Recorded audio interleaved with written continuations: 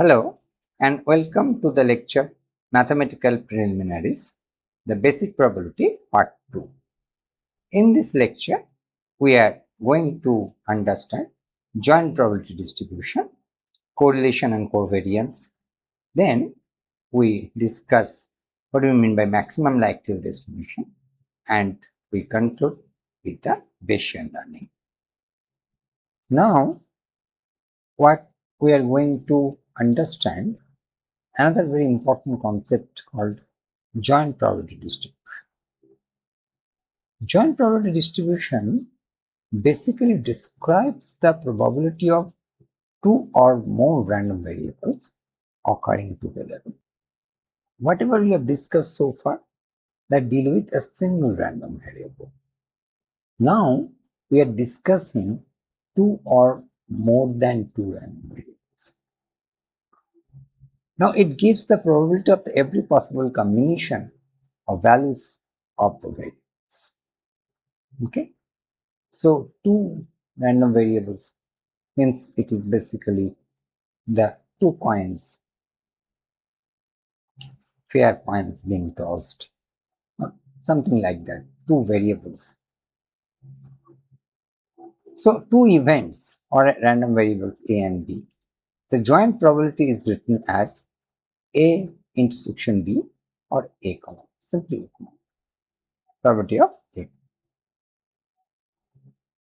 It essentially represents probability that both A and B occur simultaneously. Okay. For independent variables, if the two variables are independent, when events A and B are independent, then P of A comma B is PA, probability of A multiplied by probability of B. But if they are dependent, then it is defined by the conditional probability. P of A comma B is basically probability of A multiplied by probability of B giving A, or probability of B to probability of A. So this is basically the formula of the joint probability distribution of two random variables. Now here the important definition called marginal probability distribution. The marginal probability distribution is a probability distribution of one random variable obtained by summing or integrating over the other variables in a joint probability distribution. So if it is a discrete, then the discrete random variables, if x and y two random variables with joint probability distribution p comma xy, then the marginal probability of x is p of x equal to small x, summation of p of x comma p. Similarly, the marginal probability of y is equal to p is equal to y. Probability of y is equal to small y, is summation of x, p of x. And if the random variable is continuous, summation is replaced by integration. So f of del x of x is integration of f of x comma y. It's x comma y dy. So when I say, so this is called the marginal probability distribution. Now another important thing that is basically very much useful in our machine learning, mainly in kind of standard Venn diagram or a kind of backpropagation. This is called chain rule of probability. It essentially expresses the joint probability of the multiple random variables as a product of conditional probabilities. It is a fundamental concept of probability in theory and machine learning.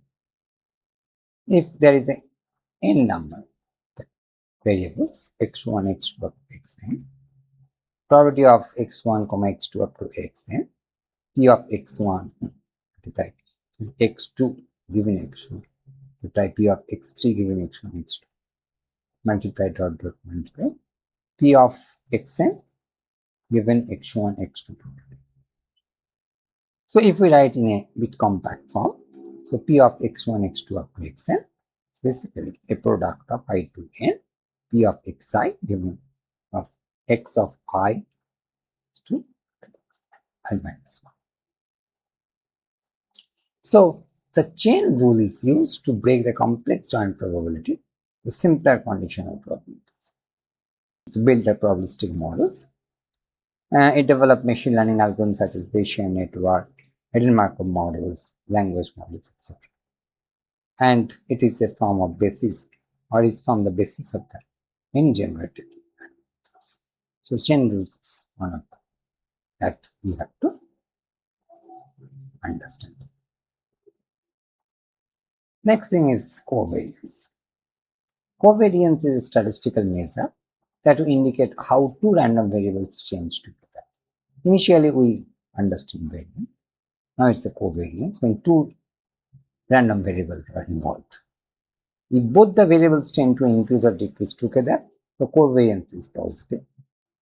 Means one variable tends to increase while other is decrease, covariance is negative. So if there is no consistent relation, the covariance approximates.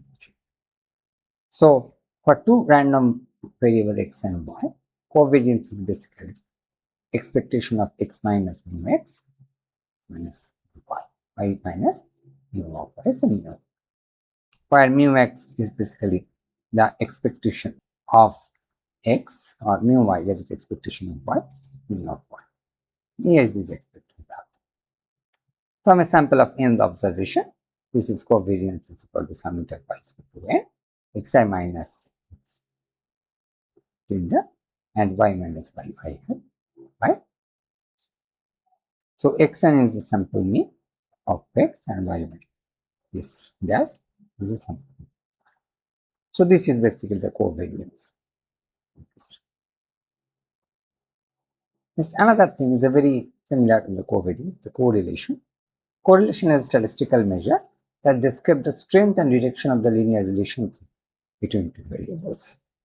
Unlike covariance, correlation is standardized, so its value always being used minus 1. It becomes as a normalized covariance.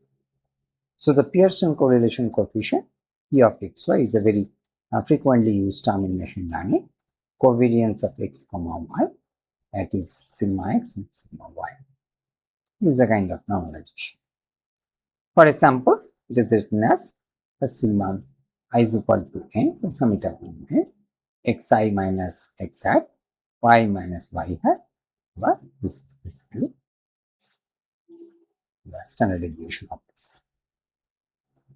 So in the sigma x sigma y is standard deviation of x and y, and covariance x is equal to covariance between x and y. So these are some standard definitions that is frequently used in machine learning. Now, there is another very important concept called likelihood. So, likelihood is a measure of how well a particular parameter value explains the observed data. We consider a parametric model, and some parameters are there that is basically try to model or represent a set of data or a distribution. So it is a fundamental concept in statistics and machine learning, and is the basis of MLE, that means maximum likelihood estimation. Let's say sub x is observed data. That means x is a set of data. Theta is the parameter of the probability model. The likelihood function is L of theta is Px given theta. So theta, given this theta, how well is x? So where L theta is likelihood of the parameter theta. P of x given theta, probability of the observing the data theta, if there is a parameter. So that is the basic idea of likelihood. Now we are going to understand the most important concept of machine learning is called maximum likelihood estimation. This is popularly known as NLE. Now, maximum likelihood estimation is a statistical method to estimate parameters of the probability distribution from the observed data. It chooses the parameters value that makes the observed data most likely. So the last slide we have studied the likelihood, and here we try to find out that parameters, that is for a observed data which is most likely. So let there is observed data, example data is basically this x1, x2 to xn. For a probability distributional parameter theta. So basically theta is a set of parameter or a parameter that basically is a probability distribution. A likelihood function is defined. L of theta is basically P of x given theta. But given theta, what is the distribution? That is, it is basically a product of P of xi, where L theta is likelihood of the parameter theta, and P of xi given data, probability of observing data point xi given that. So how the theta is we find, or you can learn theta well, so that this distribution is basically very close to that observed data. So here you can see that this particular thing is very complicated. So it's basically multiplication of n is high, it's a lot of multiplication. So we generally take the log likelihood. Since multiplying many probabilities can be difficult, we usually maximize the log likelihood instead. Takes the log of L theta, that is equal to 1 to n, which is summation. This becomes some log of L of xi. Because the logarithm is the monotonically increasing function, maximizing the log likelihood gives the same parameter estimation as maximizing. So this is more or less the basic concept of maximum likelihood. We'll see in different our generative tools and machine learning models how maximum likelihood is used. Now we revisit again this Bayes theorem. Now we'll just touch upon some understanding of the Bayesian learning. So as of now, what we have discussed, that we know that this is a Bayesian parameter, the Bayes theorem, where this P of H, now just change this notation for our, this H given this T. So given a distribution, how the hypothesis functions. So this is the posterior property. Now what is D of H? D given H, that is hypothesis, how well this likelihood. So the likelihood that data being generated if hypothesis H is true. Okay. P of H, that is the prior probability, the hypothesis H, and this is the prior probability of the training data D. So the evidence of this. So this is the basically understand the Bayes theorem from the Bayesian classification or Bayesian hypothesis decision model. Okay. Now, in Bayesian learning, can Bayes theorem be applied for any suitable hypothesis? That is the basic idea. So, first we start with map. Its full form is maximum a posteriori. It is a probabilistic framework that finds the most probable hypothesis that describe the hypothesis. So, this is very important, most probable hypothesis. Okay.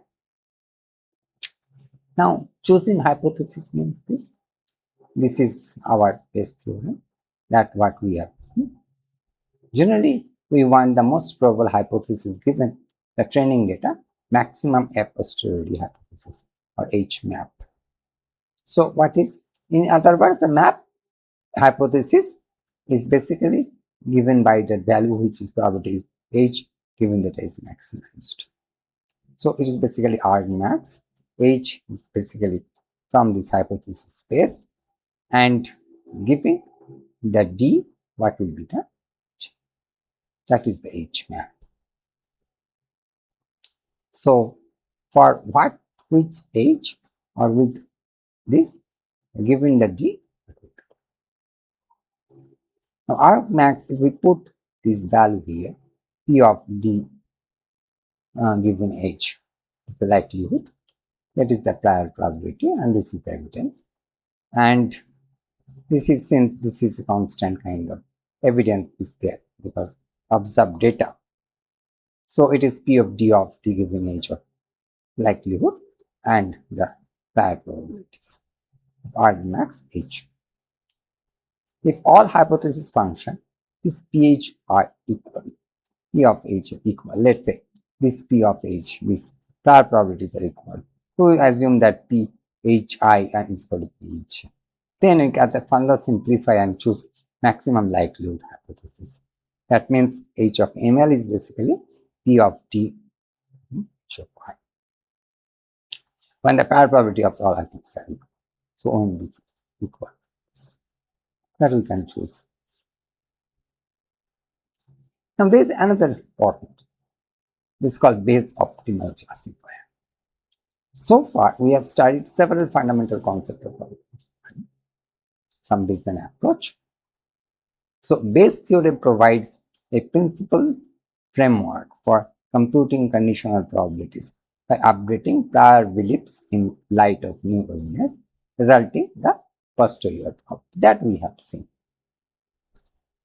Building on this foundation, maximum a priori framework identifies the hypothesis that has the highest posterior probability given the training data. That also we have seen, making it the most probable explanation of the observed data set. Extending this idea further, Bayes optimal classifier considers entire space of possible hypotheses and predicts the class levels for a new data instance by combining their prediction according to their posterior probabilities. Okay. As a result, it provides the theoretical optimal classification by minimizing the expected prediction. Okay. So, one very important, what is the difference between MAP and MAP and MLE framework answer the following question. What is the most probable hypothesis given the training data? But Bayes optimal classifier answer a different question. What is the most probable classification of the new instance given to it? So these are different. So this is the different from MAP framework that seeks the most probable hypothesis model. Instead, we are interested in making a specific prediction. In general, the most probable classification of the new instance is obtained by combining the predictions of all hypotheses weighted by their posterior probabilities. That is the Bayes optimal. Now, take an example. H1, H2, H3 are three candidate hypotheses, and that it belongs to hypothesis H. P of H1 given D is 0.4. P of H2 given D is 0.3. H3 given D also 0.3. So H1 is a map because it has, you can see that because this 0.4 is hypothesis because it has a maximum posterior. Now consider new data X, that H1X is equal to plus and H2X is equal to minus and H3X is equal to minus. Okay. So for X, H1X is equal to plus, and it's in plus class. H2X is equal to minus, the minus class, minus class. So what is the most probable classification of X? Okay. The most probable classification X will be negative as P of H2D plus P of H3D is greater than P of H2D. Because 0.3 plus 0.2 is 0.6, which is greater than 0.4. So it is the most probable classification. So this is basically difference between map and Bayes optimal classification. So here the basically Bayes optimal classifier. This is basically R max Vg of is to B, which I H, V of Vg of Hi is a set of all possible classes. And these are examples of H1D is 0.4, H2 is 0.3, minus H0 plus H1, 1, 0, minus H remains is 1. So if we can calculate that the summation of plus and h1 is 0.4. So argmax of this would basically minus. So this is the basically the base example. So in this lecture, what we have studied, that we define what do you mean by joint probability distribution, then try to understand what is mean by correlation and covariance. Then two very important concepts. One is maximum lateral distribution and a very brief understanding of Bayesian. In the next class, we will start neural network fundamentals. Thank you very much.